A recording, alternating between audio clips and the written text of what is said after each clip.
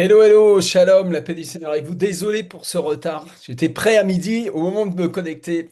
Plus d'internet, bizarre. Bon, c'est juste un aspirateur qui a donné un coup à l'endroit où il fallait pas. Et c'est pas grave, et tout va bien, et nous sommes ensemble, et nous continuons, nous persévérons. Nous sommes dans ce troisième jour de jeûne et prière. Et le Seigneur fortifie nos cœurs, il fortifie nos corps, il nous oint de sa présence, son amour, de sa grâce. Amen. Et ça continue. Il œuvre en profondeur. Et on va continuer cet enseignement de la parole. On va continuer à se mettre au pied des apôtres pour recevoir l'évangile, la révélation de l'évangile. Et je vous invite à réouvrir votre Bible dans 2 Corinthiens, chapitre 3. Et on va continuer sur cette lancée qu'on a eue déjà hier. Et on va creuser un peu plus encore et recevoir le feu liquide qui est dedans. Alléluia. Hein, souvenez-vous, là, c'est comme ces chewing-gums, là, vous craquez, puis à l'intérieur, il y a un jus qui sort, et puis ça vous explose le goût dans la bouche. Eh bien, c'est exactement ce qui se passe quand on étudie la parole de Dieu et notamment les lettres de l'apôtre Paul. Vous savez que si les mouchoirs de Paul, il y avait de la puissance à son contact, alors plus forte raison, les enseignements de Paul, à plus forte raison, une lettre de l'apôtre Paul. Amen. Alors, au chapitre 3, au verset 4, il dit, cette assurance-là, nous l'avons par Christ auprès de Dieu. Et ce n'est pas à dire que nous soyons par nous-mêmes capables de concevoir quelque chose comme venant de nous-mêmes. Hein. Notre capacité, au contraire, vient de Dieu. Qu'on voit ici le monergisme. Dieu est à l'œuvre. Amen. Ok, je pose ça. Il nous a aussi rendus capables d'être ministres d'une nouvelle alliance, non de la lettre, mais de l'esprit, car la lettre tue, mais l'esprit vivifie. Nous avons vu que Paul était un champion de la lettre, un grand champion, et il réalise à quel point, eh bien, toute cette capacité est une catastrophe en réalité, et que c'est sa faiblesse qui fait qu'il devient fort, parce que c'est lui, le Saint-Esprit, qui nous rend capables d'être ministres de cette nouvelle alliance. C'est l'Esprit de Dieu qui va écrire cette lettre, on le voit plus loin, il dit que, eh bien, le fruit de l'œuvre de Dieu au travers de sa vie, au travers de l'Église, au travers du corps de Christ, l'œuvre du Saint-Esprit, c'est la lettre. C'est la lettre écrite, non pas avec des mots comment dire, sculptés dans des plaques de pierre, là, mais il s'agit littéralement de l'œuvre de l'Esprit, du ministère du Saint-Esprit. Ok. Et je veux appuyer un peu plus là-dessus.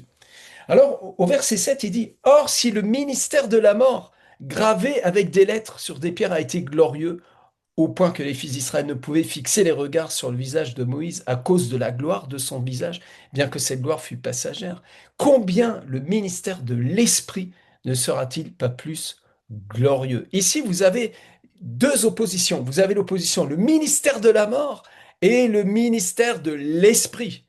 Et il est en train de les mettre en concurrence, mais c'est une concurrence déloyale, parce que le ministère de la mort est à la croix, il est cloué, et le ministère de l'esprit, lui, est sorti du tombeau il y a 2000 ans, il est vraiment vivant, et il est ressuscité. C'est déloyal, ce combat est déjà fini. Amen. Alors il y a vraiment de la puissance à servir le Seigneur par l'esprit. Amen. Il dit encore au verset 9, si le ministère de la condamnation a été glorieux, le ministère de la justice est de beaucoup supérieur en gloire. Ici encore, il met en contradiction, en opposition. Et c'est encore une opposition très déloyale, parce que le ministère, eh bien, pardon, de la condamnation, là, la loi, hein, ça te condamne, hein. Il n'y a personne qui échappe. Il n'y en a pas un sur terre qui peut se prévaloir d'être juste devant Dieu par la pratique de la loi. Lui-même qui était poussé à bout, ce Saul de Tarse, eh bien, il va avoir la révélation qu'il n'était pas juste devant Dieu, même en pratiquant la loi. Parce que pour être juste selon la loi, bah, il fallait pratiquer toute la loi, tous les jours, jusqu'à la fin de ta vie, sans commettre aucun péché contre aucun des commandements. Ça n'existe pas. Tous ont péché et sont privés de la gloire de Dieu, l'Épître aux Romains. Donc, ici, il le dit clairement, de façon très claire. Il nous parle, il nous arrache littéralement. Il cherche à libérer notre conscience de la conscience du péché, de la condamnation, pour nous emmener dans le ministère de la justice. Et qu'est-ce que le ministère de la justice? Eh bien, souvenez-vous de ce que disent les Écritures. Oups, j'ai failli renverser mon verre. Allez dans l'évangile de Jean, avec moi. On va le lire. Vous le connaissez ce passage, mais on va le lire parce que c'est important de lire ça. Ça permet au cerveau de l'enregistrer, hein. Maintenant, je m'en vais vers celui, hein, dans Jean chapitre 16, maintenant je m'en vais vers celui qui m'a envoyé. Et aucun de vous ne me demande où vas-tu. Mais parce que je vous ai dit ces choses, la tristesse remplit vos cœurs. Cependant, il vous est avantageux que je m'en aille. Car si je ne m'en vais pas, le consolateur ne viendra pas vers vous. Mais si je m'en vais, je vous l'enverrai. Et quand il sera venu, il convaincra le monde en ce qui concerne le péché, la justice et le jugement. Et le Saint-Esprit, le ministère du Saint-Esprit, c'est le ministère de la justice. C'est-à-dire de convaincre notre âme qu'elle est réconciliée avec Dieu pour l'éternité. C'est par la grâce que vous êtes sauvés. Le message profond, principal, le message, en réalité, c'est que nous avons été sauvés par la grâce. Ici, il dit que le ministère de l'Esprit est bien plus glorieux. Le ministère de la condamnation, le ministère de la mort était fort, vraiment fort, oh, vraiment fort. Hein, l'âme qui pêche, c'est celle qui mourra. Mais le ministère de la justice est bien supérieur en gloire. Et sous ce rapport, ce qui a été glorieux ne l'a point été à cause de cette gloire qui lui est supérieure. Ailleurs, Paul, je vous l'ai rappelé encore hier, dira qu'il considère toutes ces choses-là comme de la boue. Alors que c'est glorieux! Le visage de Moïse qui rayonne la lumière de Dieu. Mon Dieu, c'est glorieux! Eh bien, ce n'est pas à comparer à la gloire du ministère de la justice. Nous avons été justifiés par la puissance du sang de Jésus pour l'éternité. Et ça, c'est très, très, très fort, très important. En effet, ce qui était passager, maintenant, verset 11, regardez, encore une opposition. En effet, ce qui était passager a été glorieux. En effet, ce qui était passager a été glorieux. Oui, oui, oui, bien sûr. Mais ce qui est permanent est bien plus glorieux. Il y avait quelque chose de passager. La gloire, de la manifestation de la gloire sur le visage de Moïse était passagère. Et il dit d'ailleurs qu'il mettait le voile dessus pour que les fils d'Israël ne voient pas la fin de cette manifestation. Et que la crainte de Dieu continue, qu'elle reste dans le cœur des fils d'Israël.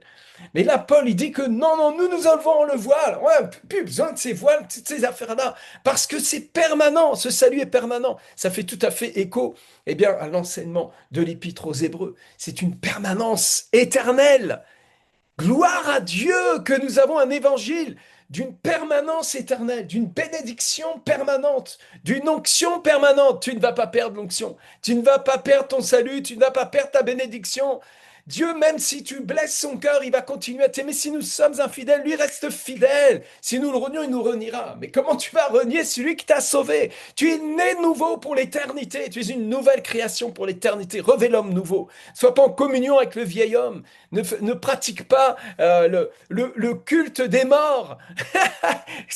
Tu es crucifié en Christ. Laisse-le tranquille, le vieil homme, maintenant. Tu vas pas le sortir du tombeau, le faire danser, le guérir, le parfumer, essayer de faire de la guérison intérieure. Laisse le vieil homme à lui-même maintenant. Laisse ce vieil homme et revêt l'homme nouveau. Tu as besoin de la révélation de Christ, la révélation du ministère de la justice, la révélation du ministère de l'Esprit, de la puissance du Saint-Esprit qui opère en nous, non seulement qui a opéré la nouvelle naissance, la résurrection, la première résurrection, cette régénération qui est exempt du péché, délivré du péché pour l'éternité, mais qui opère aussi la restauration de notre âme, qui amène notre âme à cette conviction que nous sommes justes, que nous sommes enfants de Dieu. Désormais, le Saint-Esprit a un ministère à ton égard. Il est en train de travailler pour détruire en toi tous les restes de l'esprit orphelin, de toute la mentalité de l'orphelin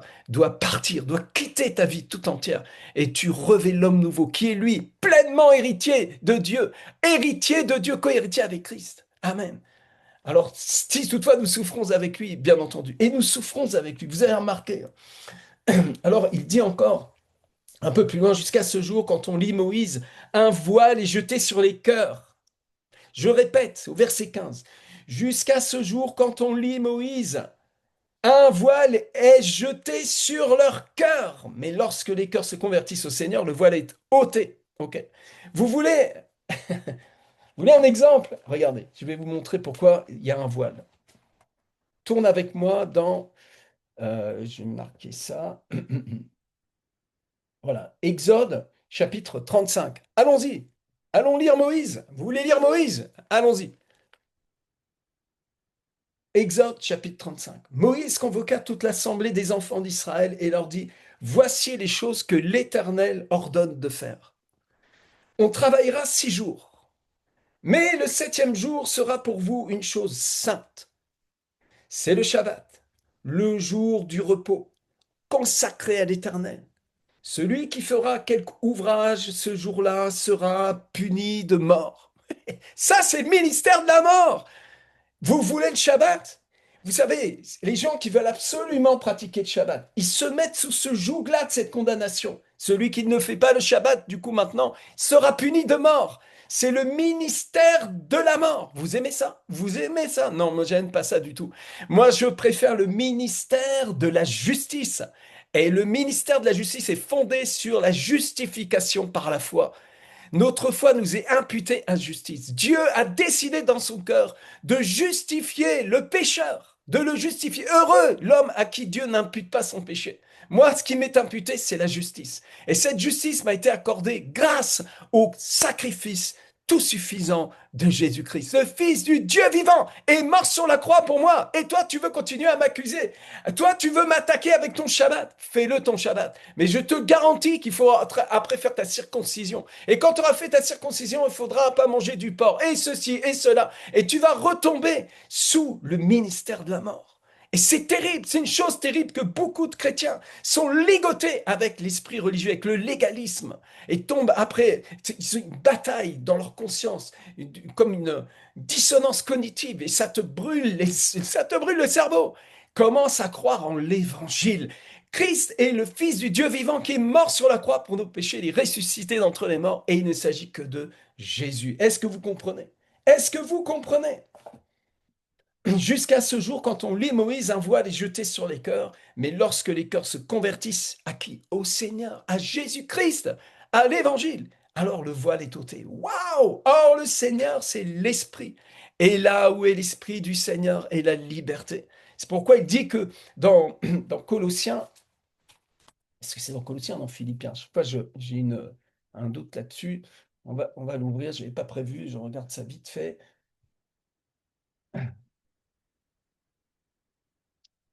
Voilà. Colossiens chapitre 3, si donc vous êtes ressuscité avec Christ, cherchez les choses d'en haut, où Christ est assis à la droite de Dieu. Affectionnez-vous aux choses d'en haut et non à celles qui sont sur la terre, car vous êtes morts et votre vie est cachée en Christ, avec Christ en Dieu. Quand Christ, votre vie paraîtra, alors vous paraîtrez aussi avec lui dans la gloire. C'est un mystère glorieux. Un mystère glorieux. Amen, amen, amen, amen. Alors, on continue. On continue. Or, le Seigneur, c'est l'Esprit, là où est l'Esprit du Seigneur est la liberté. On voit d'ailleurs au verset 12, il dit, ayant donc cette espérance, nous usons d'une grande liberté. Regardez, juste après le verset 11, en effet, si ce qui était passager a été glorieux, ce qui est permanent est bien plus glorieux, ayant donc cette espérance, nous usons d'une grande liberté. Là où l'Esprit du Seigneur est la liberté. Amen, amen, amen, amen. Et tous les trucs là dans ton âme qui sont tordus, Dieu veut libérer ça. On fait la libération par la révélation de la grâce. On libère ta conscience par la révélation de la bonté du Père, de la grâce de Dieu, de la justice de Dieu. Le ministère de la justice est de purifier pour l'éternité ta conscience du péché pour que tu aies conscience de Christ, que tu aies conscience d'amour de Dieu, que tu aies conscience de la vie éternelle, que tu aies conscience de l'homme nouveau. Revêtez l'homme nouveau, revêtez l'homme nouveau, revêtez-le, revêtez l'homme nouveau et marchez en nouveauté de vie. Amen. Alléluia. Autrefois, vous étiez ténèbres, maintenant vous êtes lumière. Marchez comme des enfants de lumière. Amen. Alors ça devient logique là. Et au verset 18, il dit, nous tous, qui le visage découvert, contemplons comme dans un miroir la gloire du Seigneur. Nous sommes transformés en la même image, de gloire en gloire, comme par le Seigneur, l'Esprit. Cette contemplation, elle est face à face. Elle est face à face. Quand il parle à visage découvert, c'est-à-dire que le voile est ôté et nous avons une communion avec le Seigneur, une intimité avec Dieu qui nous est offerte. C'est pas quelque chose que tu vas produire. Oh, oh, il faut que je me consacre au Seigneur. Oh, il faut que j'entre dans le lieu très saint. Je vais devenir spirituel. Je vais jeûner avec l'apôtre et puis après je vais être dans l'intimité avec Dieu. Arrête d'être religieux. Commence à croire l'évangile. Le voile a été déchiré. tous les voiles ont été déchirés et nous entrons dans une intimité avec le Seigneur par la communion du Saint-Esprit. En réalité, c'est lui qui nous fait entrer dans cette intimité par la foi, par la révélation de la foi. Vous comprenez? Ça va bien au-delà juste de quelques sentiments, quelques émotions qui sont attachées au corps, à la chair. Vous voyez, c'est des choses charnelles, là. Les choses charnelles. Vous savez, le corps est mort à cause du péché. Amen. Mais nous sommes vivants, nous sommes justifiés par la justification dans la foi et par la puissance du Saint-Esprit. Nous goûtons, eh bien, cette vie maintenant avec le Seigneur. C'est une réalité, tu vois. Au chapitre 4, maintenant, il continue, en fait. On a mis le chapitre 4, mais c'est la lettre qui continue. C'est pourquoi, ayant ce ministère, selon quoi? Selon la miséricorde qui nous a été faite, nous ne perdons pas courage. Amen. Pourquoi je vais perdre courage? Le courage, c'est quelque chose. Je vais faire des efforts, puis au bout d'un moment, j'y arrive plus. Ça, c'est le courage de la chair.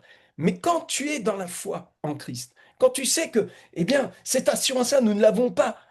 Nous l'avons par Christ auprès de Dieu. Cette assurance-là, nous l'avons par Christ auprès de Dieu. Quand tu sais que c'est le ministère de l'Esprit, que c'est lui qui écrit la lettre, là, que c'est l'œuvre de Dieu maintenant, que c'est ça, par sa miséricorde que nous avons reçu. Hein. Quand il dit notre capacité au contraire vient de Dieu, il nous a aussi rendu capables d'être ministres du nouvel. Comment?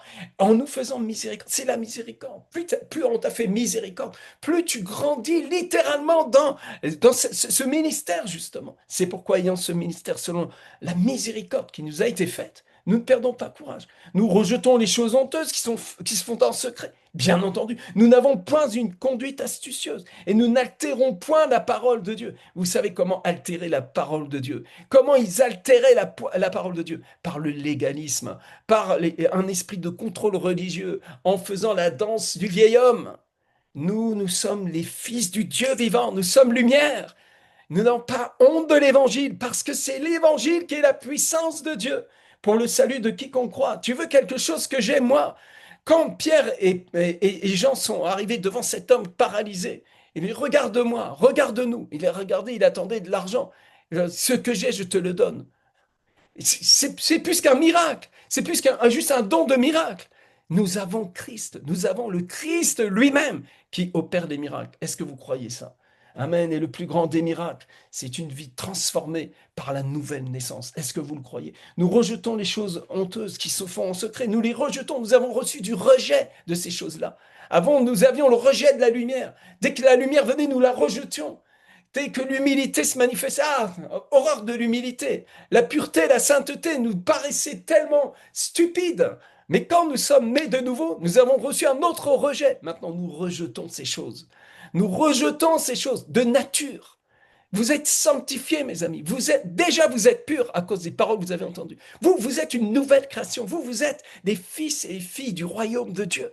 Vous êtes remplis du Saint-Esprit. Ne savez-vous pas que vous êtes le temple du Saint-Esprit? Que vos prières sont puissantes. La prière du juste est d'une grande efficacité. Votre prière est entendue, même si certaines prières, vous verrez l'exaucement dans 20 ans, elles sont exaucées parce que vous êtes les enfants de Dieu, les enfants de lumière. Alléluia. Je cherche à consolider vos cœurs en Christ. Nous rejetons donc les choses honteuses qui sont... Nous n'avons point d'une conduite astucieuse. Nous aimons la vérité. Nous avons reçu l'amour de la vérité. Nous détestons le mensonge. L'odeur du mensonge nous fait le même effet que quand on met le pied dans une crotte de chien qui est toute mûre là, qui vient d'être faite là. Ça pue, c'est horrible. On ne supporte pas le péché parce que nous sommes une nouvelle création. Vous comprenez? Gloire à Dieu, que chacun de vos disciples soit rempli de cette façon-là, de la révélation de Christ. Mais en publiant la vérité, nous nous recommandons à toute conscience d'homme devant Dieu. Qu'est-ce qu'il est en train de faire? Il se pète les bretelles? Pas du tout. Il est juste en train de dire qu'il ne s'agit que de Christ.